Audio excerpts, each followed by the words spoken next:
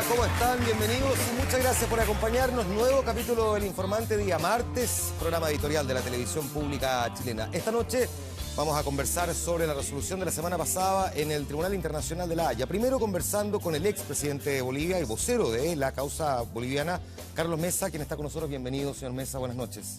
Buenas noches, un verdadero gusto conversar con usted y a través suyo con la teleaudiencia de Chile.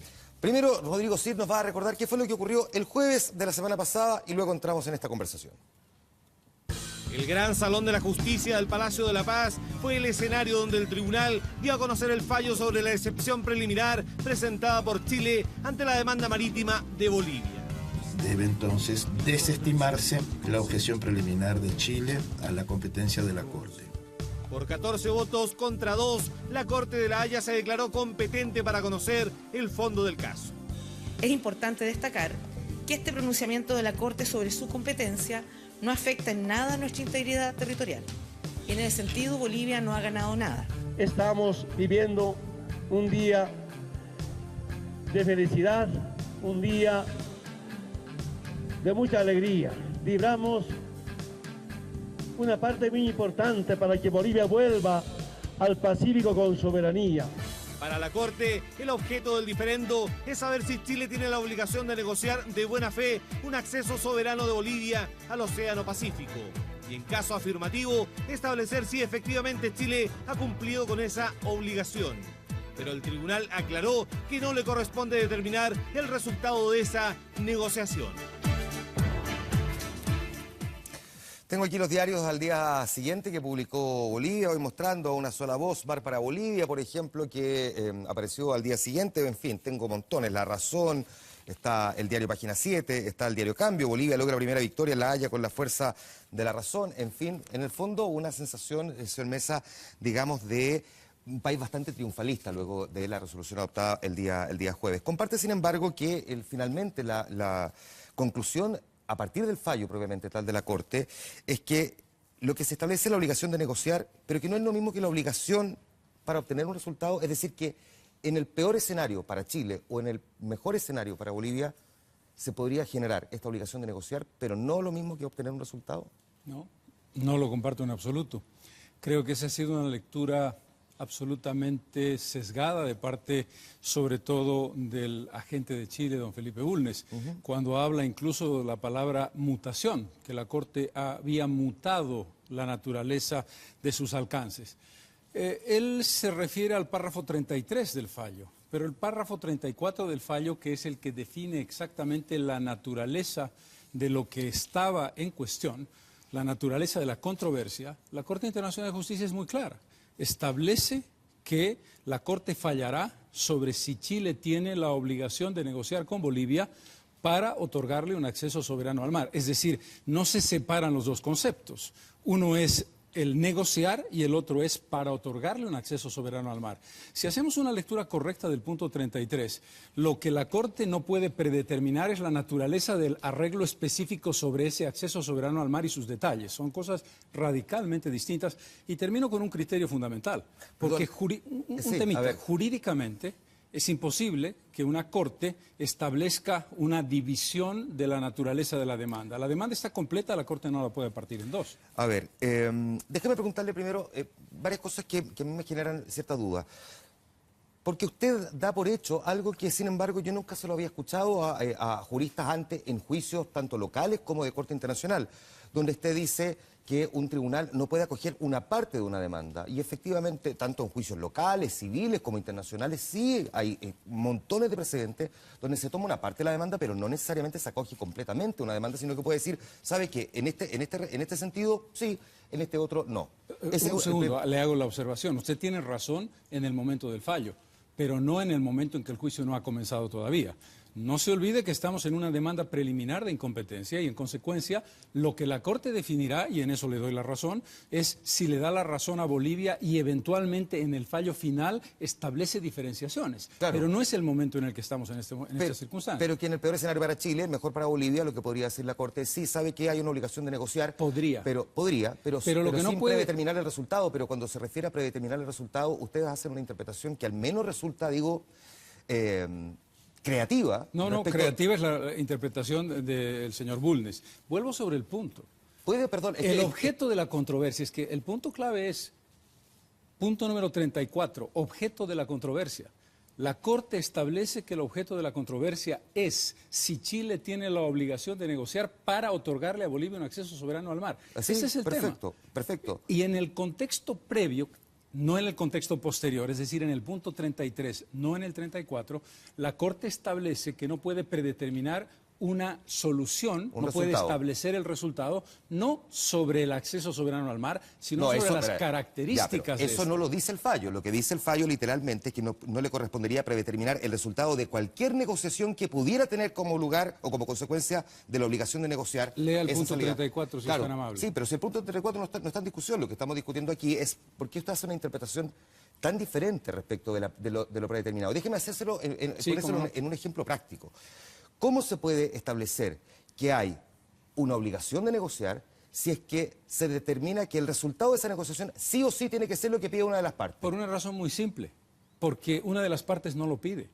Porque lo que Bolivia hace es recoger las sistemáticas oportunidades de compromisos y promesas formales de Chile que establecieron desde la perspectiva chilena y ante la afirmación chilena que Chile estaba dispuesto a negociar con Bolivia para otorgarle un acceso soberano al mar. No hay que olvidar algo fundamental.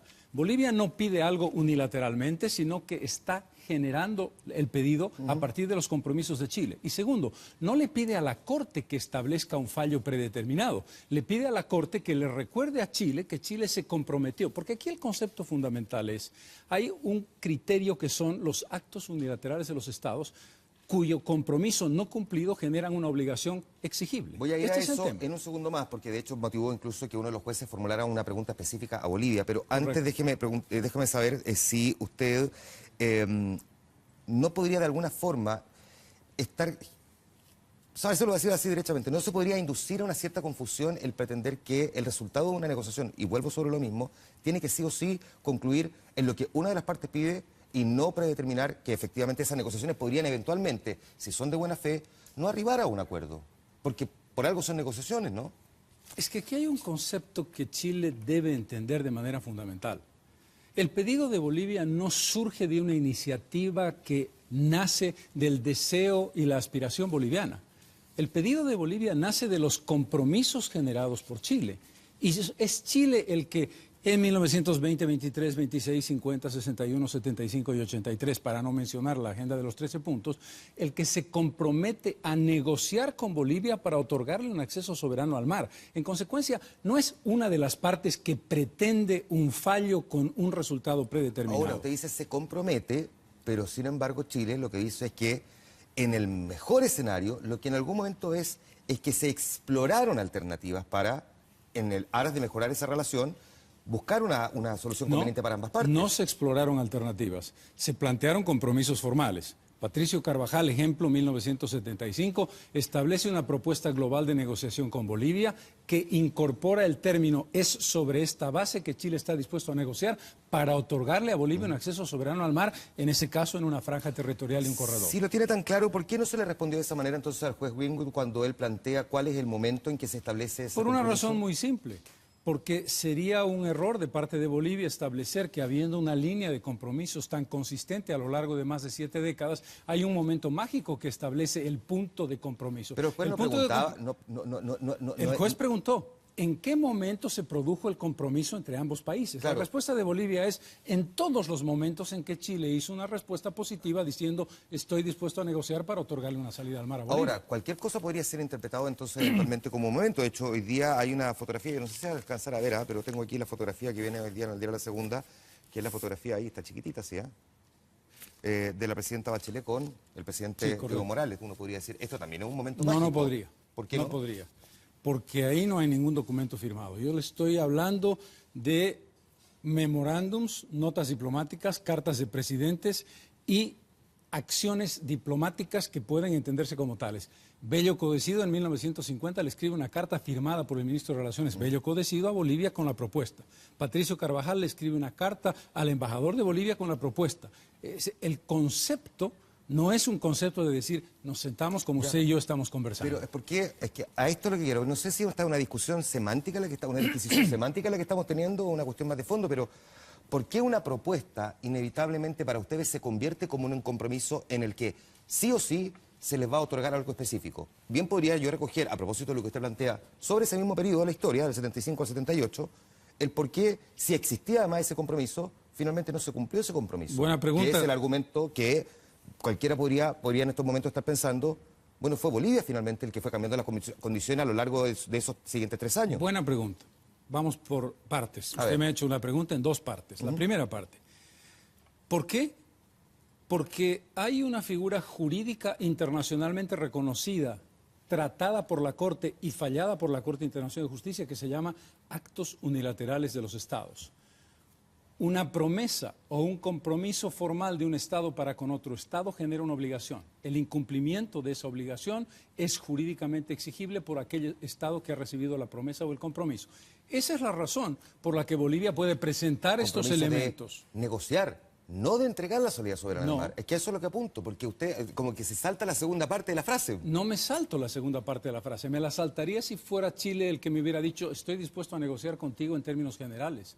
Cuando en todos los casos que Bolivia pone como ejemplo desde 1920 hasta 1983, en todos los casos Chile suma el primer criterio, estoy dispuesto a negociar contigo, con el segundo, para otorgarte un acceso soberano al mar, no puedo yo separarlo. El que lo está planteando como una cohesión es Chile. Y además es obvio, no nos vamos a sentar a negociar Chile y Bolivia para hablar de temas de pesca, ¿no es verdad? La razón por la que nos hemos sentado a negociar es para hablar del acceso soberano al mar, y el compromiso de Chile une los dos conceptos. Esto es fundamental. No se puede separar en la demanda boliviana, porque los compromisos de Chile fueron en ese sentido el tema del negociar con el tema del acceso soberano al mar. Ya, aquí están reflejadas, digamos, las dos miradas, tanto la de Bolivia como la contraparte que yo le hago, que es la mirada chilena finalmente. Déjeme preguntarle ahora sobre el otro punto. ¿Qué es lo que representa, en estricto rigor para ustedes, salida soberana? ¿Qué es lo que es salida soberana? Salida soberana es una definición que Chile respondió ante la Corte Internacional de Justicia tomándola de los compromisos que el propio Chile hizo. Es decir, salida soberana es un concepto que usó Chile, no Bolivia, en los compromisos 1950 o 1975. Sí. Es darle a Bolivia un espacio geográfico con acceso soberano. Eso no lo dice Bolivia, lo dice Chile. Sí, eso es su interpretación de lo que dice Chile, para ser más preciso todavía. Pero ahora, déjeme preguntarle de vuelta. Paréntesis, no es mi interpretación de lo que dice Chile. Le invito a que usted lea la carta de Patricio Carvajal al embajador de Bolivia. No estoy interpretando nada. Es acceso soberano. Volver un paso atrás. El juez Aguada, cuando le pregunta a Bolivia, ¿qué es lo que entienden ustedes por salida soberana? ¿Qué es lo que usted entiende por salida soberana? Yo le pregunto a usted. La respuesta no se la puedo dar yo porque yo estoy representando al Estado boliviano. Por lo tanto, yo tengo que darle la respuesta que dio Bolivia a la Corte Internacional de Justicia. ¿Cuál es esa respuesta? La respuesta fue: hablaremos de lo que yo entiendo por acceso soberano en el momento en que entremos al fondo de la cuestión, no en este momento. La pregunta en una demanda preliminar de incompetencia no es pertinente. Le estoy respondiendo exactamente lo que Bolivia le respondió al juez Aguada, pero Bolivia le dijo algo más al juez Aguada. No se preocupe, señor juez, si usted lee la definición que Chile ha hecho de acceso soberano al mar, es aquella que las autoridades chilenas hicieron a lo largo de 70 años a Bolivia. Vuelvo a un paso atrás. Sí. Cuando le preguntan a Bolivia por salida soberana, incluso en algún momento se plantearon varios argumentos, de hecho, o varias fórmulas. Se decía un corredor, una zona especial, una fórmula pragmática. No había una sola lectura, ni una sola definición. ¿No induce también una cierta confusión en tanto la relación bilateral, en tanto la discusión jurídica e incluso la propia resolución que tenga que tomar la Corte, que el propio demandante no tenga claro qué es lo que es una salida soberana o que al menos no lo ponga sobre la mesa al comienzo, dado que la cita en su primera demanda? El demandante lo tiene absolutamente claro y el demandante explicará con muchísimo detalle lo que entiende por un acceso soberano al mar cuando entremos al fondo de la cuestión. Y le digo algo más. Si el demandante hubiera tenido dudas, la Corte no hubiera tenido dudas o si las hubiera tenido en su fallo. El fallo de la demanda preliminar de incompetencia es inequívoco. Pero sí, inequívoco, pero tuvo la duda y tan claro la tiene que en el punto 36 del fallo, déjeme citárselo, dice: no hay claridad sobre el concepto, tanto así que la Corte consigna la ambigüedad. Y esa es una palabra que pronuncia la propia Corte, es decir, no le queda claro que Bolivia tenga claro qué es lo que es salida soberana. Ni que Chile tampoco le haya dado la respuesta clara. Pero, si usted acepta que la respuesta de la Corte tiene que ver con la respuesta chilena y la respuesta boliviana, la palabra ambigüedad vale para la respuesta chilena como para la boliviana. Se lo preguntaré luego a los representantes de Chile, pero como usted es representante de Bolivia, yo le pregunto qué establece Bolivia como salida soberana y hasta ahora no ha sido capaz de decirme una. Es que no es que no he sido capaz. Es que hay un paso 1 y un paso 2. El tema del concepto de acceso soberano al mar lo establecerá nuestro equipo jurídico cuando entremos en los alegatos específicos. No es pertinente la demanda preliminar de incompetencia. Es Chile el que ha hecho la definición. Y no tengo ninguna duda de que Chile ha recogido sus propias ofertas, las ofertas que Chile le hizo a Bolivia. Déjeme marginarme un poquitito de la discusión sobre lo que hoy día está ahí concentrado en Holanda y lo que tenga que resolver finalmente la Corte. Más allá de eso, las relaciones Chile-Bolivia. ¿Usted tiene la convicción de que cualquiera sea el fallo, incluso si fuera completamente favorable a Bolivia, y que siguiera la lógica de su interpretación sobre esto de predeterminar el resultado propiamente tal, ¿usted cree que Chile le entregaría territorio soberano y salida soberana al mar a Bolivia? ¿Y territorio además? Yo creo algo. Creo que Chile es un país democrático y creo que Chile dice la verdad cuando dice que respeta las instituciones internacionales. Y creo que si Chile se somete a la jurisdicción de la Corte, sabe que un fallo de la Corte es vinculante y de cumplimiento obligatorio. En ese razonamiento, creo que Chile tendrá que cumplir lo que la Corte le pide que haga. De lo contrario, Chile debería retirarse si al final nos va a decir, sabe, yo no acepto este resultado. En consecuencia, si sigo el razonamiento histórico y sobre todo las afirmaciones de la democracia chilena de hoy, que hace gala de ser respetuosa de las instituciones internacionales, creo que Chile debe cumplir y que cumplirá el fallo que la Corte diga en favor de Bolivia, si este es el caso. Dicho a esa respuesta, le pregunto lo mismo respecto de Bolivia. Y déjeme agregarle el por qué. Porque si es que la Corte determinara en el mejor escenario para Bolivia, el peor escenario para Chile, que tienen la obligación de sentarse a negociar de buena fe, ¿cómo se puede entender que puede haber una negociación de buena fe si ustedes ya han anticipado en varias oportunidades, de hecho el presidente Evo Morales lo ha dicho reiteradamente estas últimas semanas, que incluso si no logran su objetivo en la Corte, seguirán buscando en otras instancias hasta conseguir esa salida soberana al mar? ¿Dónde puede haber buena fe en una negociación si por de pronto ya se anticipa cuál es la posición de Bolivia ante un resultado adverso? La posición de Bolivia es muy clara. Bolivia va a someterse al fallo de la Corte Internacional de Justicia, sea este favorable o sea desfavorable. El objetivo histórico de Bolivia, que puede encontrar caminos distintos que sean el de la Corte, que dependerá de la posibilidad de una negociación bilateral posterior, por ponerle un ejemplo, dependerá también de la voluntad de Chile. Pero no tenga usted duda de que en el momento en que el fallo se establezca, Bolivia aceptará la naturaleza de ese fallo y eso probablemente abrirá un espacio muy largo en el que Bolivia tendrá que reflexionar sobre cuáles son sus caminos en esta dirección. Y significa, por ejemplo, que si el fallo fuera adverso para Bolivia, le dijera no hay obligación de Chile a negociar, por lo tanto no se va a negociar. ¿Qué significa? ¿Que Bolivia renuncie, por lo tanto, a su demanda histórica de una salida soberana al mar? Bolivia no puede renunciar a su demanda de salida soberana al mar, pero Bolivia sabrá que las condiciones de una negociación posterior a un fallo contrario son francamente adversas, porque Chile tendrá un argumento muy de fondo para establecer una lógica de no negociar. Pero ese es un tema hipotético. Lo que aquí estamos planteando es, ¿Bolivia va a acatar el fallo? La pregunta nos suena un poco curiosa, que el país que hace la demanda no va a acatar el fallo. El país que hace la demanda es el que le pregunta al país demandado si va a acatar el fallo. Es que yo básicamente me estoy tomando como argumentación lo que el mismo presidente de Bolivia ha dicho en estas últimas semanas, es decir, que incluso si el fallo es adverso, ellos van a seguir buscando en otra instancia hasta conseguir una salida soberana al mar. Básicamente estoy utilizando el argumento de la contraparte. Estamos planteando una cosa que es obvia, ¿no es verdad? El resultado de un fallo adverso a Bolivia marca unas condiciones muy complejas, pero el deseo de Bolivia de llevar adelante un objetivo histórico no cambia. Pero Bolivia tendrá que adecuarse a esa realidad y Chile tendrá un conjunto de elementos y armas muy importantes en la dirección de decirle no a Bolivia. Pero eso son hipótesis. Lo que le digo con claridad es que Bolivia va a acatar el fallo de la Corte Internacional de Justicia, es decir, el fallo que usted acaba de describir. Señor Mesa, cuando Bolivia obtuvo su independencia, segunda década del siglo XIX, de ahí, 1825. Así es. De ahí en adelante, sin embargo, Bolivia ha perdido un montón de territorio, a Paraguay, en manos de Brasil, de Argentina, en fin. A manos chilenas solo el 10% promedio, algunos dicen el 11,5, otros dicen 9,5, ya pongámosle en promedio 10%. ¿Por qué con Chile y no con los otros países de Latinoamérica? Por una razón muy simple, por una palabra mágica que se llama cualidad. Los problemas que hayamos tenido, y no voy a hacer un debate histórico de valoración sobre por qué y cómo, pero vamos a hablar básicamente de dos elementos claves de nuestra geografía, Brasil y Paraguay. Cuando tuvimos esa pérdida con Brasil y con Paraguay, seguimos siendo países plenos de la cuenca amazónica y de la cuenca del Plata.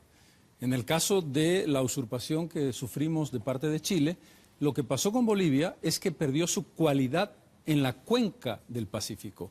Es un país que históricamente nació en la cuenca del Pacífico y que no tiene un acceso a esa cuenca. La cuenca más importante del siglo XXI, la cuenca que maneja el 57% del comercio internacional.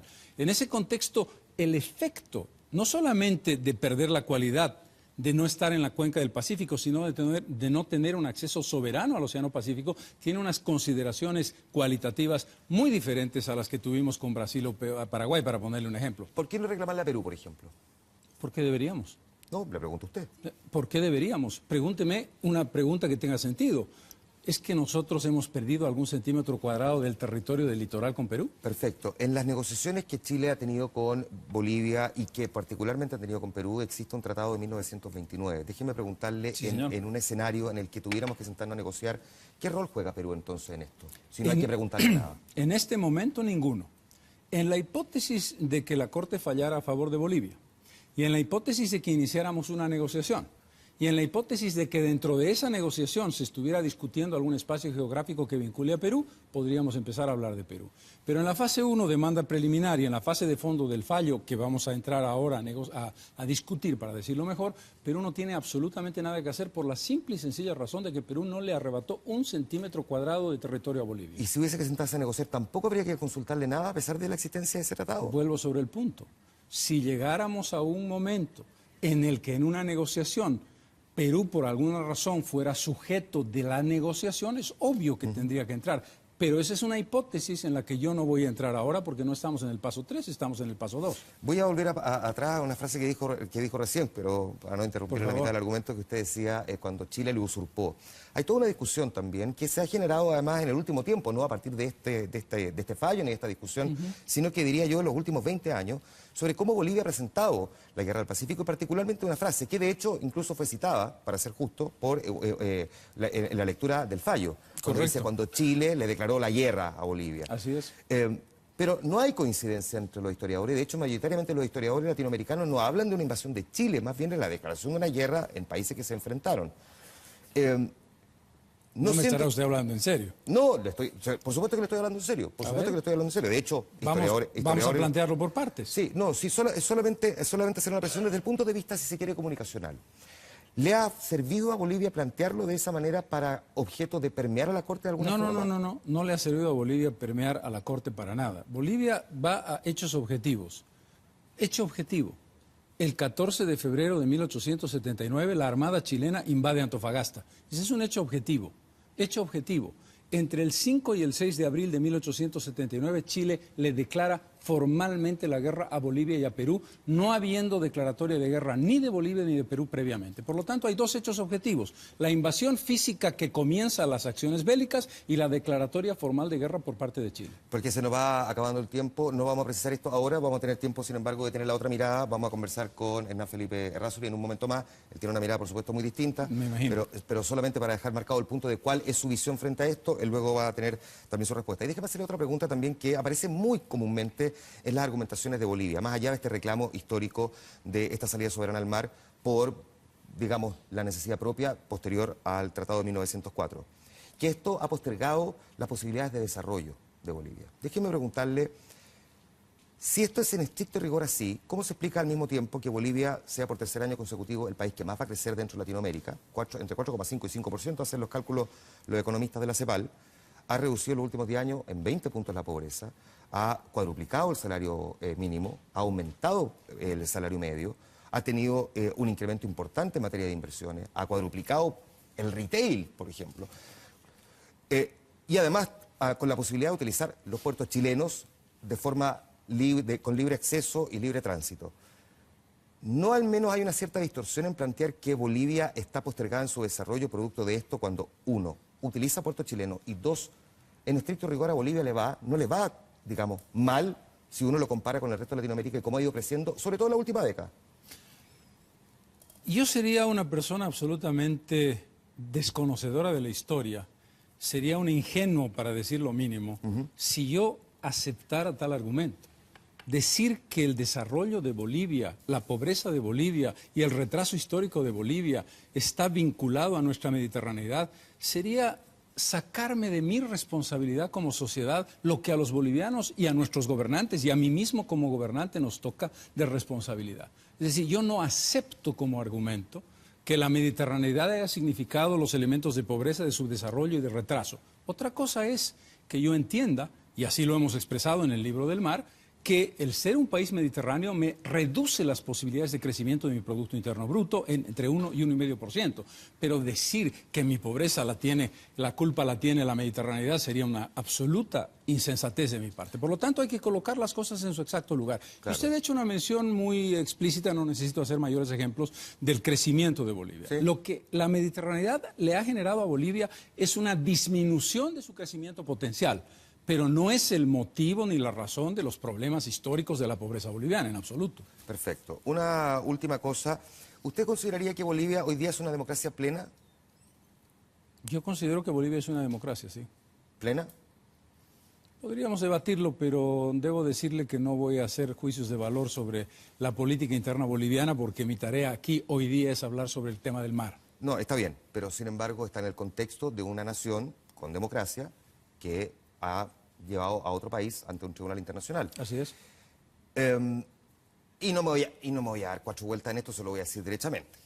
Muchos, no pocos analistas, y no chilenos, de Latinoamérica y del mundo, también no miran, digamos, no desafectan el hecho de que al mismo tiempo en que se está generando esto, que provoca evidentemente un profundo espíritu nacionalista y alinea a muchos detrás del presidente, es un presidente que... Y lo mismo pasa con Chile, por supuesto, pero a diferencia de Chile, el presidente de Bolivia podría ser reelecto si es que se hace una modificación constitucional y mantenerse en el poder hasta el 2010. Podría mantenerse 19 años, pues hasta el 2025. Le pregunto de vuelta, ¿es Bolivia una democracia plena cuando un presidente puede mantenerse tanto tiempo en el poder porque ha modificado la Constitución y que esto en la práctica termina favoreciéndolo? ¿Esto qué? Esto de reformar la Constitución y por lo tanto esa reforma de la Constitución lo favorece para mantenerse en el poder. Digo, un presidente que además evidentemente capitaliza el mostrarse con la bandera nacionalista, defender a su nación para obtener una salida soberana al mar, al mismo tiempo. La segunda parte de la pregunta tiene vinculación directa con lo que yo estoy haciendo aquí con usted. El presidente Morales ha ganado la elección del 2005 con el 54%, el 2009 con el 64%, el 2014 con el 61% y que yo sepa no ha necesitado ninguna bandera marítima para ganar por mayoría absoluta las elecciones. En consecuencia, al margen de mi opinión particular sobre la reelección, que la tengo pero no la expresaré aquí, no creo que haya relación alguna de causa y efecto entre el tema del mar y las posibilidades o no de reelegir al presidente Morales. Ya, por último, sin embargo, aludo a su condición de expresidente porque finalmente uno no se saca un sombrero y se pone otro. Finalmente es un expresidente que asume la vocería de un país. Como expresidente le pregunto, 19 años en el poder ¿no es demasiado? Desde el punto de vista práctico, por último. Podría responderle con un sofisma diciéndole que Felipe González gobernó 14 años y nadie pensó que fuera un dictador. Ese no es un tema de debate en el contexto, se lo digo con claridad. Yo tengo mi opinión sobre el tema, pero no voy a hacer ningún juicio de valor sobre la política interna boliviana fuera de mi país. Ya, me quedo bebiendo lo de Plena. Lo de Plena lo vamos a conversar ahí en comerciales. Pero una última cosa. ¿Por qué no transmitieron en Bolivia los alegatos de Chile de mayo pasado? ¿Por qué no se transmitieron en Bolivia? Por una absoluta falta de mirada clara de lo que debe hacerse. Por una miopía que nos perjudica. Es decir, si usted me pregunta a mí, yo hubiera transmitido, por supuesto, plenamente, porque además era extraordinaria oportunidad para contrastar el punto de vista de los abogados chilenos y el punto de vista de los abogados bolivianos. Me parece que se cometió un gravísimo error. Desconozco porque no he manejado ese tema, eso está manejado en el Ministerio de Comunicación, pero mi respuesta es, se debió haber transmitido. Por supuesto que sí. Y tengo que hacer esta pregunta también, porque todo el rato he estado pensando si podría ocurrir exactamente lo que está pasando hoy día aquí en la televisión chilena, de que el vocero de la causa boliviana esté sentado aquí entregando su punto de vista y confrontando posiciones, si el vocero de la causa chilena estaría sentado en la televisión boliviana, con esa misma libertad y con esta cantidad de tiempo. En varios canales, sin ninguna duda. Desconozco si en todos, pero sin ninguna duda. Yo creo que usted sabe que en Bolivia hay muchísimos canales de televisión muy importantes y muy serios, y no tengo la menor duda de que podría ocurrir. Sí, Ya, ok, nos vamos a guiar con eso, vamos a ver si pasa. Señor Carlos Mesa, vocero de la causa boliviana, expresidente de Bolivia, muchas gracias por haber conversado esta noche con nosotros estos minutos. No, por el contrario, el agradecido soy yo. Muy amable. Nosotros nos vamos a ir a la pausa comercial. Tenemos, por supuesto, más de este tema. Lo vamos a conversar en los próximos minutos con José Miguel Insunza, Hernán Felipe Errázuriz. Pausa. Volvemos.